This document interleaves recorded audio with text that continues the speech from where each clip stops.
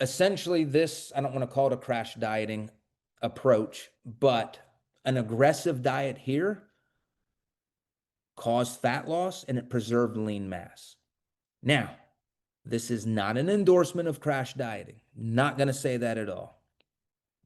But what I am going to now start to introduce of how my mind has changed is the more extreme and longer the diet, the greater the damage. And this really sets the stage for where I'm going to go next. So let me say this. Our aggressive fat loss diet was only 2 weeks.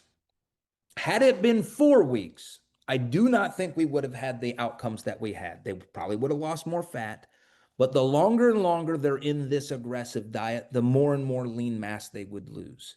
And again, if you look at some of those earlier studies, some of them were 5 weeks, some of them were 3 weeks, some of them were 4 weeks. We even had the one study that was only 10 days in the females, and they still lost some lean mass in that study. All right, this takes me to the last study and this is a study that we are currently doing. In fact, today we just tested the last subject in this study that we have approval for.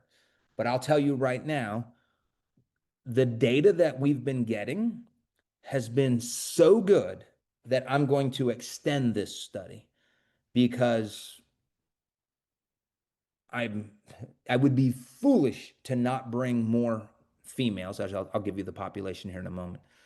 The data, the outcomes are so good that I would almost say it would be unethical of me to not allow other women. In this case, we're only recruiting